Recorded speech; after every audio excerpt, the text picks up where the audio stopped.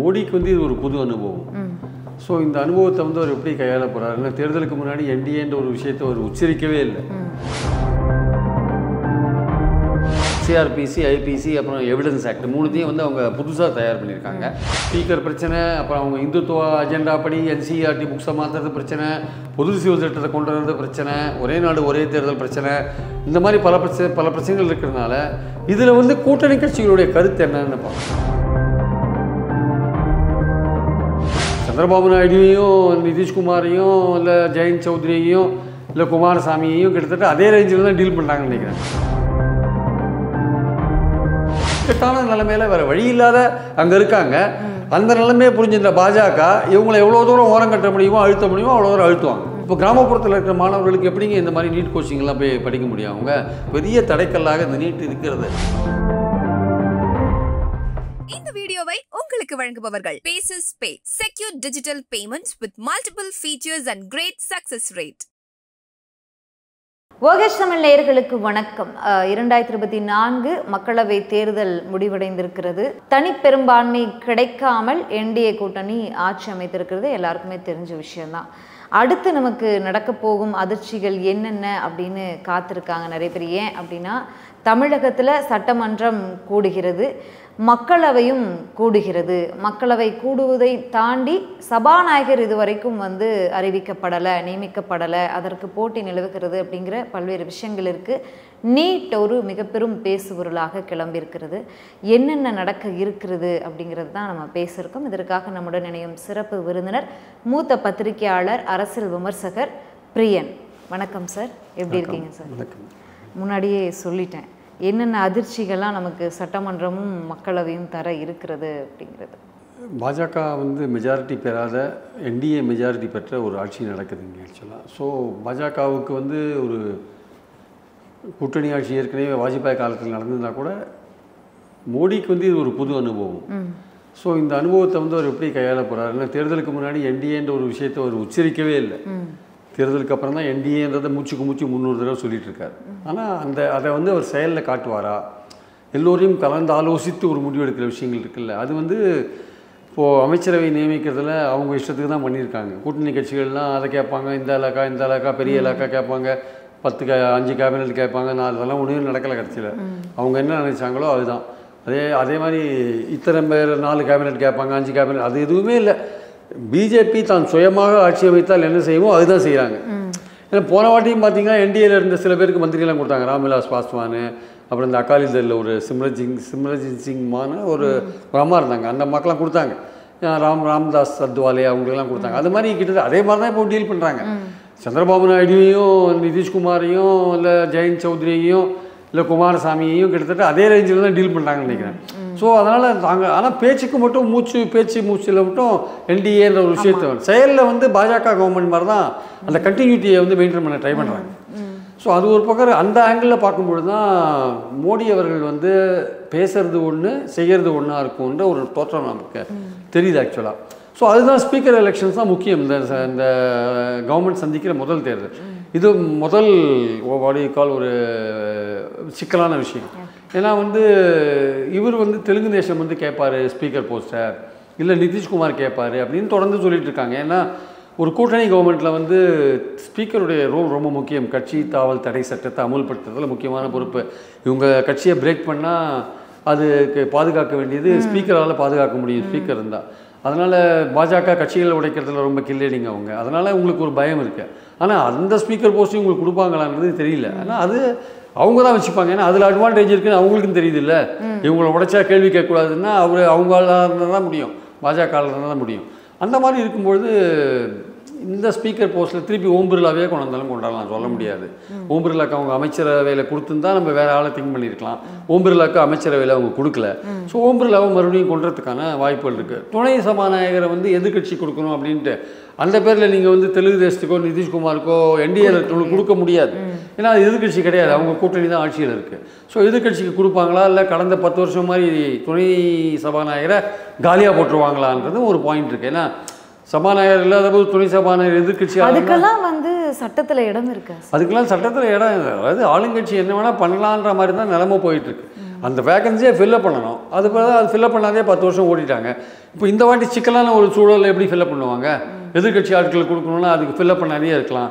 அவங்க ஆளுக்கு கொடுக்க முடியாது. ஆளுநர் கூட்டணி அது கொடுக்க இந்த 10 வருஷமா வலுவான எதிர்க்கட்சி இல்ல கேள்வி இல்ல அதனால ஒருவேளை இப்போ வலுவான எதிர்கட்சி வந்திருக்கு, கொடுக்கணும். ஆக்சுவலாக இப்போ வந்து அங்கீகரிக்கப்பட்ட எதிர்கட்சி தலைவராக மக்களவையில் இருக்கிற காங்கிரஸ் தலைவருக்கு கண்டிப்பாக அந்த கேபினெட் போஸ்ட்டு கொடுக்கணும் அவருக்கு. ஆக்சுவலாக இதுவரை எதிர்கட்சி அப்படி ரெக்கக்னைஸ் பண்ண எதிர்கட்சியாக மாறுறாங்க ஆக்சுவலாக.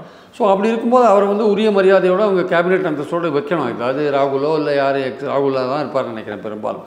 ஸோ அப்படி இருக்கும்போது இந்த சபாநாயகர் எலெக்ஷன் வந்து அவங்க எப்படி டீல் பண்ண போகிறாங்கன்னா, மறுபடியும் அவங்க வந்து பாஜக ஆளுக்கு தான் கொடுப்பாங்க. இந்த கூட்டணி கட்சிகளுக்கும் வந்து இந்த எடுத்த உடனே மோடிக்கு வந்து பல பிரச்சனைகள்லாம் கொடுக்க மாட்டாங்க. ஏன்னா அவங்களுக்கு என்னென்னா வந்து சரி இப்போ தான் வந்திருக்கோம், அவங்களுக்கும் தெலுங்கு தேசத்துக்கும் நிறைய ஃபண்ட்ஸ் தேவையாக இருக்குது. மத்திய அரசோட ஆதரவு இல்லாட்டி ஒன்றும் முடியாது. அமராவதியை ரீகன்ஸ்ட்ரக்ட் பண்ணணும். அவர் ஏகப்பட்ட வாக்குறுதி கொடுத்துருக்காரு. இளைஞர்களுக்கெல்லாம் வாக்குறுதி, பெண்களுக்கு வாக்குறுதி, 2500 ரூபா பணம்லாம் ப்ராமிஸ் பண்ணியிருக்காரு. பணம் இல்லாட்டி ரொம்ப கஷ்டம். நிதிஷ்குமாரோ பாஜக கூட்டணியில் இருக்கார். அங்கே இல்லாட்டி அவர் ஆட்சியை கவுத்துருவாங்க. அதனால் இவங்க 2 பேரும் காலத்தின் கட்டாயம் கூடயே இருக்க வேண்டிய கட்டாயம். இவங்களாம் 2-1ன்னு வச்சுருக்காங்க. மற்றவங்களாம் குமாரசாமி, ஜெயின் சௌத்ரியில் அதெல்லாம் ஒரு பெரிய விஷயம் கிடையாது. ஸோ இந்த 2 பேர் தான் மேஜராக 16-12ன்னு வச்சுருக்காங்க. ஸோ அதனால் அவங்களும் வந்து அட்ஜஸ்ட் பண்ணிட்டு போகிறதுக்கு தான் விரும்புவாங்க. அவங்க ரொம்ப இப்போ பாருங்கள், பொது சிவில் சட்டம் நாங்கள் கொண்டு வருவோம்னு அந்த அர்ஜுன் மேக்வால் சொல்கிறார். அது ஒரு முக்கியமான பிரச்சனையாக வரும். அதே மாதிரி ஒரே நாடு ஒரே தேர்தலில் உடனடியாக நீங்கள் கேபினெட்டுக்கு ரிப்போர்ட் சப்மிட் பண்ணுங்கன்னு ராம்நாத் கோவிந்த் தலைமையிலான கமிட்டிக்கு சொல்லியிருக்காங்க. கேபினெட்டில் சப்மிட் பண்ணால் அது மறுபடியும் அதை வந்து எவ்வளோ சீக்கிரம் அது அமுல்படுத்த ட்ரை பண்ணுறாங்கன்னா அப்போ கூட்டணி கட்சிகள் என்ன நிலைமை எடுப்பாங்க? அது என்ன தான் நீங்கள் இப்போதுலேருந்து ஆரம்பித்தா கூட அது நீங்கள் 29 தான் பண்ண முடியும். 5 வருஷம் இந்த காலத்தில் பண்ண முடியாது. இப்போ தான் ஆந்திரா கவர்மெண்ட் வந்திருக்கு, நீங்கள் அதை எப்படி பண்ணுவீங்க? உடனே ஒரு வருஷத்தில் கவுத்துற முடியுமா? முடியாது. ஸோ 29 தான் பண்ணுவீங்க. இருந்தாலுமே வந்து அதுக்கு அது மற்ற கட்சிகள்லாம் ஒத்துக்கணும் இல்லை, கூட்டணி கட்சிகள்லாம். ஸோ பொது சிவில் சட்டம், அப்புறம் வந்து இந்த ஒரே நாடு ஒரே தேர்தல், அப்புறம் வந்து 3 கிரிமினல் சட்டங்கள் இருக்குல்ல, அது வந்து முக்கியமாக ஸ்டாலின் கூட எழுதியிருக்கார். சிஆர்பிசி, ஐபிசி, அப்புறம் எவிடன்ஸ் ஆக்ட் 3த்தையும் வந்து அவங்க புதுசாக தயார் பண்ணியிருக்காங்க. அதெல்லாம் சமஸ்கிருதத்தெல்லாம் பேர் வச்சுருக்காங்க. இந்த மாதிரி பல விஷயங்கள்லாம் இருக்குது. அப்புறம் என்சிஇஆர்டி புக்ஸில் வந்து பல விஷயங்கள் இந்துத்துவா சம்பந்தப்பட்ட பல விஷயங்கள்லாம் திணிச்சிருக்காங்க. இதெல்லாம் எதிர்கட்சிகள் எழுப்புவாங்க. முக்கியமான விஷயம் நீட் சம்பந்தப்பட்ட விஷயம். நீட்டில் வந்து காங்கிரஸ் வந்து நீட்டுக்கு ஆதரவாக இருக்கின்றதில் எந்த சந்தேகமும் கிடையாது. அவங்க என்ன தேர்தல் வாக்குறுதி கொடுத்தாங்கன்னா, எந்த ஸ்டேட் கவர்மெண்ட் விரும்பலையோ அவங்க நடத்த வேண்டாம், நீங்கள் உங்கள் இதை பார்த்துக்கோங்கன்னு தான் அவங்க சொன்னாங்களே தவிர, பொதுவாக நீட்டுக்கு ஆல் இண்டியா லெவலில் அவங்க ஆதரவாக தான் இருக்காங்க. ஆனால் நீட்டில் நடக்கிற முறைகேடுகள் இருக்குது பார்த்தீங்களா, அது ரொம்ப மோசமான லெவலுக்கு போயிட்டுருக்கு. குஜராத்தில் 10 பேரை கைது பண்ணுறான், பீகாரில் 10 பேரை கைது பண்ணுறான். விடைத்தாள் லீக்காகிறது ஒரு பக்கம் இருக்கிறதுக்கு, விடைத்தாளையே திருத்தி பாஸ் பண்ண வைக்கிறான் எல்லாரையும். இல்லை, தேர்வு மையம் இப்போ தமிழக மாணவர்கள்லாம் வட மாநிலத்துக்கு போய் எழுதிட்டு வர இதில் தேர்வு மையத்தை செலக்ட் பண்ணுறதுக்கே கோடிக்கணக்கில். அதாங்க, அவனுக்கு இஷ்டப்பட்ட தேர்வு மையத்தை செலக்ட் பண்ணி பணத்தை கொடுத்து 67 பேர் 720 மார்க் எடுக்கிறான். அதில் 6 பேர் ஒரே தேர்வு மையத்துலேருந்து வரான். 1500 பேருக்கு கருணை அடிப்படையில் மார்க் கொடுக்கலாம். இதெல்லாம் என்ன கணக்குன்னே ஒன்றும் தெரியல. அது சுப்ரீம் கோர்ட் வந்து இந்த விஷயத்தை ஏற்கனவே தீர்ப்பு கொடுத்துட்டாங்க. நீட்டுக்கு அப்படி ஆதரவாக தீர்ப்பு கொடுத்துட்டாங்கிறதுனால வந்து தீவிரமாக இறங்க மாட்டேன்றாங்க. 1% 0.01% தவறு இருந்தால் கூட நீங்கள் திருத்திக்கணும்னு சொல்கிறாங்களே தவிர, இந்த நீட்டே வந்து கிராமப்புற மாணவர்களுக்கும் ஏழை மாணவர்களுக்கும் எதிரான ஒரு விஷயன்றதை அந்த விஷயத்தையும் உணர மாட்டேன்றாங்க. இன்றைக்கி தான் கர்நாடகாவில் காங்கிரஸ் துணை முதலமைச்சர் சிவகுமார் குரல் கொடுத்துருக்காரு, நீட்டை ஒழிக்கணும்ன்ட்டு. நீட்டு நடத்துகிற முறைகேடுகள் இல்லை, நீட்டே ஒழிக்கணும்னு சொல்லிட்டார் அவர் இன்றைக்கி. ஸோ கொஞ்சம் கொஞ்சமாக அதற்கான ஆதரவு வரும்னு நினைக்கிறேன். ஏன்னா இந்த நீட்டில் நடக்கிற முறைகேடுலாம் பார்க்கும்போது ரொம்ப மோசமாக இருக்குது. ஸோ ராகுல் காந்தி என்ன சொல்கிறார், நான் முதல் நாளே இதை கொண்டு வருவேன், நீட் பிரச்சனையை பிரதமர் கண்டுக்காத இருக்கார் அப்படின்னு ஒரு விஷயத்தை அவர் சொல்கிறார். ஸோ ஸ்பீக்கர் பிரச்சனை, அப்புறம் அவங்க இந்துத்துவ அஜெண்டா படி என்சிஇஆர்டி புக்ஸை மாற்றுறது பிரச்சனை, பொது சிவில் சட்டத்தை கொண்டு வரது பிரச்சனை, ஒரே நாடு ஒரே தேர்தல் பிரச்சனை, இந்த மாதிரி பல பிரச்சனைகள் இருக்கிறதுனால இதில் வந்து கூட்டணி கட்சிகளுடைய கருத்து என்னன்னு பார்க்கணும். இதில் தெலுங்கு தேசமோ இல்லை நிதிஷ்குமாரோ அவங்க தரப்பாட்டில் என்ன மாதிரி கருத்தை வெளிப்படுத்துகிறாங்க, அதில் ஏதாவது ஒரு அதிருப்தி குரல்களோ இல்லை மாறுபட்ட குரல்களோ வருதா இல்லையா, அதெல்லாம் வந்து தெரியறதுக்கான வாய்ப்புகள் இருக்குது. என்சிஇஆர்டி புக்ஸில் இந்துத்துவ அடிப்படையில் எல்லாத்தையும் திருத்தினாங்கன்னா அது சந்திரபாபு பார்த்து சும்மா இருப்பார். அவர் இஸ்லாமியர்களுக்கு இடஒதுக்கீடு கொடுக்குற லெவலில் அவர் இருக்கார். அவன் பாஜக அதை வேண்டான்னு சொல்கிற லெவலில் அவங்க இருக்காங்க. ஸோ அதனால் வந்து மணிப்பூர் பிரச்சனை மீண்டும் வரலாம். மணிப்பூரில் வந்து காஷ்மீரில் வந்து 370 கூட அங்கே பயங்கரவாதம் வந்து சரியாகணும், அந்த பிரச்சனைகள் பேசப்படலாம். சபாநாயகர் தேர்தலில் நிதிஷ்குமார் வந்து கேட்டிருந்தார் முன்னாடி அப்படின்னு சொல்லப்பட்டது 2 நபர்களுமே. இப்போ நிதிஷ்குமார் பின்வாங்கிட்டாரு, சந்திரபாபு நாயுடு மட்டும்தான் அந்த போட்டியில் இருக்காருன்னு சொல்லப்படுது. அவருக்கும் செக் வைக்கிற மாதிரி புரந்தரேஸ்வரியை பாஜக முன்னிறுத்துவாங்கன்னு ஒரு தகவல் இருக்குது. அது எந்த அளவுக்கு உண்மை சார்? ஆமாம், அது செக்கு தான். புரந்தரேஸ்வரி வந்து சந்திரபாபு நாயுடு ஒய்ஃபோட சிஸ்டர், என்டி ராமரோட பொண்ணு. அதனால் அவங்கள எதிர்க்கிறதுக்கு சந்திரபாபு நாயுடு அவங்க பிஜேபியாக இருக்காங்க, மாநில பிஜேபி தலைவராக இருக்காங்க. சந்திரபாபு நாயுடு என்னன்னா சரி நம்ம சொந்தக்காரங்க தானே, அதனால் இருந்தாலும் பரவாயில்ல, எதிர்க்க முடியாது அவரால், இருந்தாலும் பரவாயில்ல, அப்போ அவங்க நம்ம இன்ட்ரெஸ்ட்டையும் அவங்க பார்த்துப்பாங்க, நம்ம கட்சி இன்ட்ரெஸ்ட்டையும் அவங்க பார்த்துப்பாங்கன்னு இவர் நம்பலாம். அவங்க கட்சி இன்ட்ரெஸ்ட் பார்ப்பாங்களா சொந்தக்காரங்க இன்ட்ரெஸ்ட்டை பார்ப்பாங்களா நமக்கு தெரியாது. அப்படி புரந்தேஸ்வரியை போட்டாங்கன்னா பாஜகவோட ஒரு டாக்ட்ஃபுல்லான ஒரு விஷயமா தான் நான் பார்க்குறேன். சந்திரபாபு நாயுடு சமாளிக்கிறதுக்கான ஒரு விஷயமா பார்க்கலாம். ஆனால் அவங்க அதை கூட பண்ண மாட்டாங்க. என்ன கேட்டால் என்னோட பார்வை என்னென்னா சந்திரபாபு நாயுடு சமாதானப்படுத்துறதுக்கு கூட அவங்க முயற்சி பண்ணவே மாட்டாங்க. ஓம் பிர்லாவை போடுவாங்க, இன்னும் டஃப்பான கை யாராக இருந்தால் அவங்களையும் போடுவாங்க. ஃபஸ்ட்டு ப்ரிஃபரன்ஸ் ஓம் பிர்லா கொடுக்கலாம். இல்லை அவர் ரொம்ப சாஃப்டாக இருக்கா, அவர் சரியில்லை, இன்னும் கொஞ்சம் இந்த சட்டம் இந்த பார்லிமெண்ட்டை வந்து இன்னும் கொஞ்சம் நமக்கு மெஜாரிட்டி பாஜகவுக்கு இல்லை, அதனால் கொஞ்சம் டஃப்பாக டீல் பண்ண வேண்டியிருக்கு, நம்ம பல பேரை நம்ம உள்ளே இழுப்போம், அப்படி இழுக்கும்போது நமக்கு ஆதரவாக அவங்க இருக்கணும் சபாநாயகர், அப்போ ஒரு டஃப்பான ஆளை அங்கே கொண்டு போகணும் அப்படின்னு அவங்க நினச்சாங்கன்னா இன்னும் கொஞ்சம் பாஜகவில் இன்னும் கொஞ்சம் டஃப்பாக பேசுகிறவங்க டஃப்பாக நடந்துக்கிறவங்களை கொண்டு போகிறதுக்கான வாய்ப்புகள் இருக்குது. சந்திரபாபு நாயுடு சமாதானம் பண்ணுறதுக்கு அவங்க ட்ரை பண்ணுவாங்களான்னு எனக்கு தெரியல. ஏன்னா அவங்க சந்திரபாபு நாயுடு நம்மளை விட்டு அவருக்கு வேறு வழி இல்லைன்னு அவங்க நினைக்கிறாங்க. முதல்ல பேசப்பட்டது எலெக்ஷன் ரிசல்ட்ஸ் வந்தபோது பேசப்பட்டது மோடியோட குடுமையை வந்து சந்திரபாபு நாயுடு கையிலே நிதிஷ்குமார் கையிலே இருக்குது. ஆனால் மாறா இப்போ என்னன்னா அவங்க நடந்துக்கிறத பார்த்தா எங்கள் குடுமி அவங்க கிட்டே இல்லைங்க, அவங்க குடுமி தான் எங்கள் கிட்டே இருக்குன்ற மாதிரியான ஒரு விஷயம் தான் போயிட்டு இருக்கிறத பார்க்குறோம். ஏன்னா இவங்க 2 பேருக்கு வேறு வழி இல்லை. அவங்க ஒருத்தர் வந்து பாஜகவோட கூட்டணியில் இருக்கார், அவர் விட்டா சிஎம் போஸ்டே போயிடும். இன்னொருத்தர் வந்து அவருக்கு ஏகப்பட்ட பணம் வேண்டியதாக இருக்குது, அவர் பல கமிட்மெண்ட்ஸ் வச்சுருக்காரு, அவரால் இமீடியட்டாக பகச்சிக்க முடியாது. வெளில வந்தால் நீ பதவிக்காக தான் வெளில வந்தேன்னு ஒரு கெட்ட பேர் அவருக்கு வரும். ரெண்டாவது நீங்கள் அப்படி வெளில வந்தீங்கன்னா ஒரு ஆல்டர்னேட்டாக இன்னொரு கவர்மெண்ட் ஃபார்ம் பண்ணுற அளவுக்கு இந்தியா கூட்டணி வலிமையாக இல்லை, அதுக்கு நம்பர்ஸ் அங்கே இல்லை. அப்படி நம்பர்ஸ் இல்லாத போது எதை நம்பி இவங்க வரணும்? அதனால் ஒரு இக்கட்டான நிலைமையில் வேறு வழி இல்லாத அங்கே இருக்காங்க. அந்த நிலைமையை புரிஞ்சுன்ற பாஜக இவங்களை எவ்வளோ தூரம் ஓரம் கட்ட முடியுமோ அழுத்த முடியுமோ அவ்வளோ தூரம் அழுத்துவாங்க. நீட் பிரச்சனை இப்போது எலெக்ஷனுக்கு பிறகு மீண்டும் எழுந்திருக்கிறது. இது காரணமே வந்து எலெக்ஷன் நேரத்திலேயே எக்ஸாமும் வைக்கப்பட்டது, எலெக்ஷன் ரிசல்ட் அன்றைக்கே தான் நீட் ரிசல்ட்டும் வந்துச்சு. பல்வேறு குளறுபடிகள் நம்ம டெய்லியும் பார்த்துட்டு தான் இருக்கோம். இது மிக பெரும் விவகாரமாக இப்போ எழுந்திருக்கு. இதற்கு ஏதாவது விடை கிடைக்குமா? ஏன்னா ராகுல் காந்தி அவர்களும் நான் கடுமையாக எழுப்புவேன், நீட் குரல் கொடுப்பேன், குளறுபடிகள் தவிர்க்கணும்னு பேசியிருக்காரு. பாஜக மீட்டிங் நடந்திருக்கு, தமிழிசை, அண்ணாமலை, மூத்த தலைவர்கள் எல்லாருமே கலந்துட்டு பேசியிருக்காங்க. அவங்களும் நீட் குறித்தும் பேசியிருக்காங்க. இது அடுத்த கட்டத்துக்கு போகுதா நீட் பிரச்சனை? இல்லை, தமிழிசையில் என்ன பேசியிருக்காங்கன்னா நீட்டுக்கு வந்து தமிழக மக்கள் ஆதரவு கொடுக்குறாங்க, ஏழை மாணவர்கள் அதனால் பயனடைஞ்சிருக்காங்க, அந்த நீட்டுக்கு ஆதரவாக தான் அவங்க பேசுகிறாங்க. அவங்க அப்படி தான் பேசுகிறாங்க. ஆனால் வந்து இந்த நீட் வந்து மெரிட்டுக்கும் இவங்க சொல்கிற மெரிட்டையும் அது கொண்டு போகல நீட்டு. அதே மாதிரி இவங்க சொல்கிற மாதிரி வந்து மெடிக்கல் காலேஜில் வாங்குகிற கேபிட்டேஷன் ஃபீஸையும் குறைக்கல, அதுக்கு பதிலாக ஒரு புது பிஸ்னஸை வளர்த்து விட்ருக்கு. அதாவது நீட் கோச்சிங்கிற ஒரு பிஸ்னஸை வளர்த்து விட்ருக்கு. கோடிக்கணக்கான நூற்றுக்கணக்கான கோடிகள் பொருளுது அதில். ஆக்சுவலாக ஒரு கேண்டிடேட்டு +2 பாஸ் பண்ணிட்டு படிக்கும்பொழுது நீட் கோச்சிங் சென்டரில் சேர்றாங்க. முதல் தடவை அட்டன் பண்ணுறாங்க, அவங்களுக்கு மெரிட்டில் கிடைக்க மாட்டேங்குது. பாஸ் பண்ணுறது வேறு விஷயம், மெரிட்டில் கிடைக்கணும். 24 லட்சம் பேர் எழுதுறாங்க, 1,10,000 பேர் தான் சீட் இருக்காங்க. சரி, இல்லை இப்போ இந்த வாட்டி 67 பேர் 720 எடுத்திருக்காங்க. எய்ம்ஸ்ல 55 இடம் தான் இருக்குன்னு சொல்லப்படுது. அப்போ யாருக்கு கொடுப்பாங்க? அதான் அது எப்படி எடுத்தாங்கன்றதே கேள்விக்குறியா இருக்குது. அது மறுபடியும் அதெல்லாம் நீங்கள் பீகார்லலாம் அரெஸ்ட் பண்ணிருக்காங்க, நிறைய பேர் அரெஸ்ட் பண்ணிருக்காங்க, குஜராத் அரெஸ்ட் பண்ணிருக்காங்க.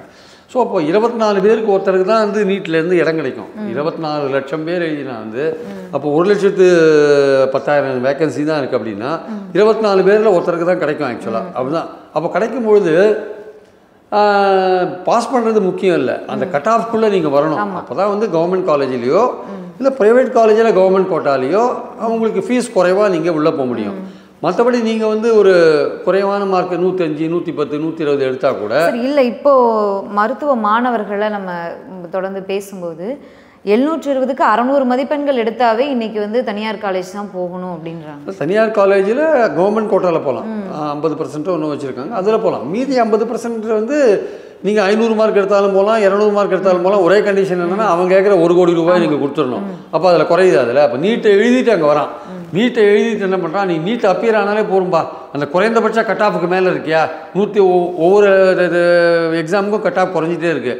ஒரு எக்ஸாமில் 132 கட் ஆஃபாக இருக்குது, இன்னொரு எலெக்ஷனில் 105 கட் ஆஃபாக இருக்குது. அப்போ 132, 105க்கு மேலே நீங்கள் 720 எடுத்தாலே நீங்கள் உங்களுக்கு கவர்மெண்ட் காலேஜ்லேயும் ப்ரைவேட் காலேஜில் கவர்மெண்ட் கோட்டாலையும் கிடைக்காதானால் ப்ரைவேட் காலேஜில் 50% இருக்கிற கோட்டா இருக்குல்ல, அது அந்த கட் ஆஃப்க்கு மேலே வந்ததுனால அங்கே உங்களை அட்மிட் பண்ணுவோம். ஆனால் 1 கோடி ரூபாய் நீங்கள் கேபிட்டேஷன் ஃபீஸ் கொடுக்கணும். இப்போ நீட் எங்கே? அப்போ அவன் வந்து உண்மையிலேயே புத்திசாலியான மெரிட்டில் வந்தானா? அவன் அங்கங்கே மெரிட் அடிபட்டு போதா இல்லையாங்க? அவன் வந்து 132 கட் ஆஃப் வச்சுக்கோங்க, அவன் 133 எடுக்கிறான், அவனை புத்திசாலியா மெரிட்டில் வந்திருக்கான் அவன்.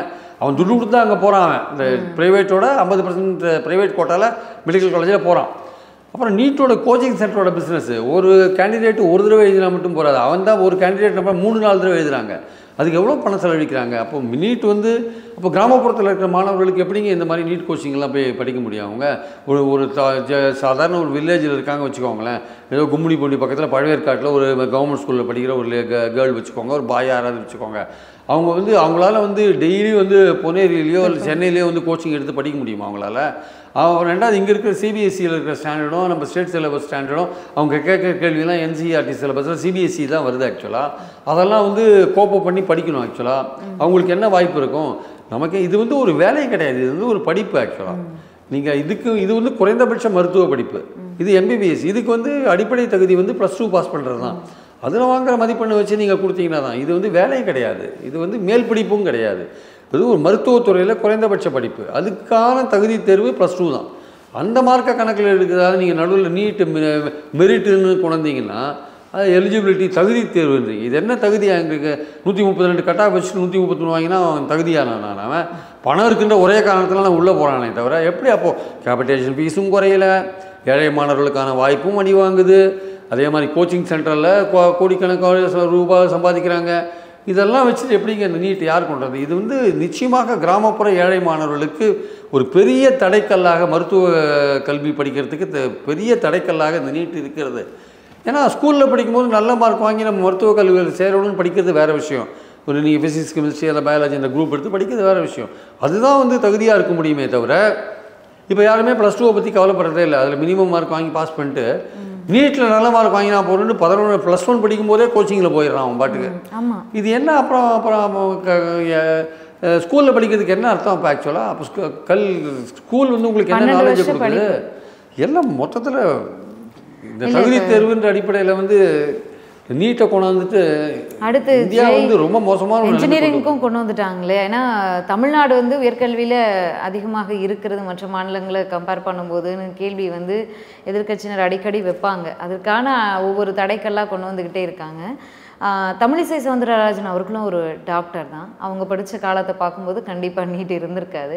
அவங்க இன்றைக்கி ப்ரெஸ் மீட்டில் சொல்கிறாங்க, கிராமப்புற மாணவர்கள் நீட்டு மூலயமா வந்து பயன்பெறாங்க, ஆதரிக்கிறாங்க. தமிழ்நாட்டு மாணவர்கள் நீட்டை ஆதரிக்கிறாங்க, 14 லட்சம் மாணவர்கள் எழுதியிருக்காங்க அப்படின்னு சொல்லி. மொத்தமே இந்தியாவில் 24 லட்சம் பேர் தாங்க அவங்க சொல்லியிருக்காங்க. தப்பான புள்ளி வரும்னு நினைக்கிறேன். மத்திய கல்வித்துறை அமைச்சர் வந்து சொல்லியிருக்காரு, இந்த குளறுபடிகளுக்கு காரணம் தேசிய கல்வி முகமை தான், அவங்க தான் அதுக்கு பதில் சொல்லணும், எங்களுக்கு இதுக்கும் சம்மந்தம் கிடையாதுன்னு சொல்லியிருக்காரு. அது யார் தேசிய கல்வி? உங்கள் கவர்மெண்ட்லேருந்து தானே போன ஆசாமிங்க, உங்கள் கவர்மெண்ட்டுக்கு தானே ஒர்க் பண்ணது, நீங்கள் தானே சம்பளம் கொடுக்குறீங்க உங்களுக்கு. அவங்க தனியாக மாநிலத்துலேருந்து குதிச்சிட்டாங்களா? இங்கே அவங்க உங்கள் கவர்மெண்ட் கூட தானே இருக்காங்க, அவங்க தனி ஒரு அமைப்பாக இருப்பாங்க. ஆனால் உங்கள் கவர்மெண்ட்டோட சேலரி தானே வாங்குறாங்க. நீங்கள் தானே என்டிஏ ஆளுங்கள்லாம் போடுறீங்க. என்டிஏவோட தலைவர் யார்? கவர்மெண்ட் போட்டவர் தானே இருப்பாருங்க. ஏதாவது வாய்க்கு வந்தது பேசுகிறதுங்க. என்டிஏ வந்து என்டிஏ முக்கியம். என்டிஏ நிறைய முறைகேடுகள் நடந்திருக்கிறதுக்கு என்டிஏ ஒரு காரணம்ன்றது உண்மை. ஆனால் நம்ம அடிப்படையே கேள்வி கேட்குறோம். நம்ம நீட்டே தேவையில்லைன்னா நம்ம பாலிசி. ஆனால் காங்கிரஸ்க்கு அந்த பாலிசி இருக்க மாதிரி தெரியல. அவங்க முறைகேடுகளை தான் கேட்குறாங்க. அப்புறம் நாங்கள் ஆட்சிக்கு வந்தால் மாநிலங்கள் அவங்க இஷ்டம் பண்ணிக்கலான்றாங்களே தவிர அவங்க பொதுவாக நீட்டுக்கு ஆதரவாக தான் இருக்காங்க. அவங்க ஆட்சியில் தான் நீட்டு வந்ததுனால அவங்க ஆதரவாக இருக்காங்க. ஆனால் இப்போ நீட்டில் உள்ள பல பிரச்சனைகள்லாம் வரதை பார்க்கும்போது அவங்களே நீட் வேண்டான்ற நிலைமைக்கு வரதுக்கான வாய்ப்பு இருக்காங்க. ஆனால் பிஜேபி மட்டும் அதை வரமாட்டாங்க. ஏன்னா அவங்க வந்து எப்படியா அந்த ஏழை மாணவர்கள் வரக்கூடாது, பிற்பட்ட மாணவர்கள் வரக்கூடாது, கிராமப்புற மாணவர்கள் வரக்கூடாது, எல்லாம் சிட்டியில் இருக்கிற உயர் ஜாதி மாணவர்களுக்கு தான் அந்த வாய்ப்பு கிடைக்கணுன்றது பாஜகவுடைய கொள்கை. அதுதான் அவங்க வரணுன்றதுக்காக தான் நீட் போன்ற எக்ஸாமெல்லாம் வச்சு இவங்களெல்லாம் தடுக்கிறாங்க ஆக்சுவலாக. இதுதான் விஷயம் நடக்குது. அது இது ஓப்பனாக சொல்கிறதுனா இதாங்க ஆக்சுவலாக. உயர் ஜாதி மாணவர்கள் அவங்களுக்கான வாய்ப்பு கிடைக்கணும், அவங்களுக்கு மற்றவங்கலாம் கிடைக்கக்கூடாது, அவ்வளோதான். இங்கே தமிழக சட்டமன்றத்தில் என்னென்ன விஷயங்கள் பேச வாய்ப்பு இருக்கிறதா நினைக்கிறீங்க? தமிழக சட்டமன்றத்தில் முதல்ல வந்து எதிரொலிக்கிற விஷயம் என்னவா இருக்குன்னா, நேற்று நடந்த கள்ளக்குறிச்சியில் நடந்த அந்த கள்ளச்சாராய சாவு. அதுவும் எடப்பாடி பழனிசாமி இப்போ ரொம்ப விகரசா ஆரம்பிப்பார். ஏன்னா அவர் விக்கிரவாண்டி எலெக்ஷனில் ப்ரூவ் பண்ணிக்க வேண்டிய இடத்துல விக்கிரவாண்டி எலெக்ஷனில் வேறு நிற்கலையா அவர். அதனால நான் தான் எதிர்கட்சி தலைவர்னு ப்ரூவ் பண்ணுறதுல ரொம்ப தெளிவாக வந்து அவர் ஆவேசமாக வந்து இதெல்லாம் ஆரம்பித்து வெளிநடப்பு பண்ணி அந்த மீடியா அட்டென்ஷனை வந்து அவர் தான் எடுக்கணும்னு ட்ரை பண்ணுவார். அதனால் இந்த விஷயத்தை அப்புறம் சட்டம் ஒழுங்கை பற்றி நிறையா பேசுவார். ஏன்னா நிறைய கொள்ளைகள்லாம் நடக்குது இல்லையா, அது வந்து எல்லா ஆட்சியிலும் நடக்குது, இங்கேயும் நடக்குது. அதை பற்றி சட்டம் ஒழுங்கை பற்றி பெரிய பிரச்சனைகள் எடுப்பாங்க. இந்த கள்ளச்சாராயம் போன்ற விஷயங்களை பற்றி பெருசாக பிரச்சனை எடுப்பாங்க. அப்புறம் நீட்டு போன்ற விஷயங்களில் இந்த கவர்மெண்ட் வந்து எந்த விதமான வாக்குறுதியும் நிறைவேற்றலை. அரசு ஊழியர்கள், ஆசிரியர்கள் போன்ற விஷயங்கள், அதெல்லாம் மின் கட்டண உயர்வு போன்ற விஷயங்கள், சொத்து வரி போன்ற விஷயங்கள், இதெல்லாம் வந்து உயர்ந்தது போன்ற விஷயங்கள்லாம் கையில் எடுப்பாங்க. ஆனால் என்ன கையில் எடுத்தாலுமே இந்த ஆளுங்கட்சி தரப்புலேருந்து என்ன சொல்லுவாங்கன்னா, உங்களுக்கு மக்கள் ஆதரவு இல்லை, நீங்கள் 40 தோத்துட்டீங்கன்னு அவங்க சொல்லுவாங்க. இவங்க சொல்லுவாங்க, இது வந்து பாராளுமன்ற எலெக்ஷனு, இது வேறு மாதிரி, இன்னும் வரப்போகிற அசம்பிளி எலெக்ஷனை பாருங்கள், மக்கள் உங்களுக்கு தக்க பாடம் புகட்டுவார்கள்னு இவங்க பேசுவாங்க. இதில் பாஜக வந்து ரெண்டுத்துக்கு நடுவில் என்ன பண்ணுறதுன்னு தெரியாமல் முடிச்சிட்ருப்பாங்க. அவங்க மத்திய அரசோட பிரச்சனையாக இருந்தால் தலையிடுவாங்க, மாநில அரசு பிரச்சனையாக இருந்தால் அது ஏடிஎம்கே டீல் பண்ணிட்டு விட்டுட்டு போயிட்டே இருப்பாங்க. எடப்பாடி பழனிசாமிக்கு பொலிட்டிக்கலாக தன்னை வந்து ஒரு எதிர்க்கட்சி தலைவர் என்று ப்ரூவ் பண்ண வேண்டிய அல்லது களமாட வேண்டிய ஒரு ஏன்னா முக்கியமான அந்த தேர்தல் கடத்தை கோட்டை விட்டார், புறக்கணிச்சிட்டாரு. ஸோ இங்கே அசம்பிளியில் நான் தான் அப்படின்னு காமிக்க வேண்டிய நிலையில் இருக்கிறதுனால பல்வேறு பிரச்சனைகள் அவர் கொண்டு வருவார். திமுக கவர்மெண்ட்டுடைய பல்வேறு பிரச்சனைகள் அவர் கொண்டுறதுக்கான வாய்ப்புகள் இருக்குது. கடைசி அந்த சந்திரபாபு நாயுடு அவர் சார்பாக ஒரு அமைச்சர் இந்தியா கூட்டணி கதவை தட்டி இருக்கிறார் அப்படின்னு ஒரு கருத்து இருக்குது. அதுக்கெல்லாம் வாய்ப்பு இருக்கிறதா? முக்கியமான ஆளுங்க தான் இவங்க 2 பேர் 28 உறுப்பினர்கள் வச்சுருக்காங்க. அது சந்திரபாபு நாயுடு 16 உறுப்பினர்கள் தான் வச்சுருக்காரு. பட் அங்கே இந்தியா கூட்டணியில் காங்கிரஸுக்கு அடுத்தபடியாக அகிலேஷ் 37 உறுப்பினர் வச்சுருக்காங்க, திரிணாமுல் 29 உறுப்பினர் வச்சுருக்காங்க, திமுக 22 உறுப்பினர் வச்சுருக்காங்க. இவர் 16 உறுப்பினர் வச்சுருக்க இவருக்கு என்ன முக்கியத்துவம் கொடுப்பாங்க அவங்க? ஆக்சுவலாக இவர் முக்கியமானவராக இருக்கலாம், அந்த கூட்டணிக்கு வலு சேர்க்கிறவராக கூட இருக்கலாம். ஆனால் இவர் அதுக்குன்னு ரொம்ப பவர்ஃபுல்லான ஒரு விஷயங்கள், ரொம்ப அதிகப்படியான ஒரு டிமாண்ட் இவர் வச்சாருன்னா அது இந்தியா கூட்டணி எப்படி ஏற்றுப்பாங்கன்னு சொல்ல முடியாது. ஒருவேளை சபாநாயகருக்கு நீங்கள் நில்லுங்க, நாங்கள் ஆதரிக்கிறோம் அப்படின்னா ஒரு போட்டியை கலப்புற ஒரு விஷயமா இருக்கும்.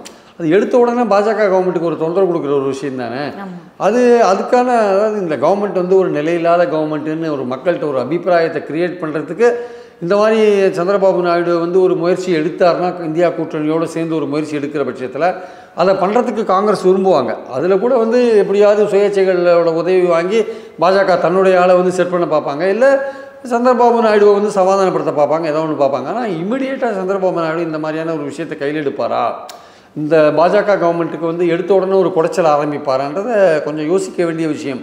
ஏன்னா அவருக்கு தான் நிறைய டிமாண்ட்ஸ் இருக்கிறதுனால அது புரந்தரேஸ்வரி கூட கொடுக்க மாட்டாங்கன்னு நான் ஏற்கனவே சொன்னேன். ஏன்னா அவங்க கொடுத்தா ஆச்சரியமான விஷயம், சந்திரபாபு நாயுடு சமாதானப்படுத்துகிறாங்கன்ற ஆங்கிளில் அதை நம்ம பார்க்கலாம்.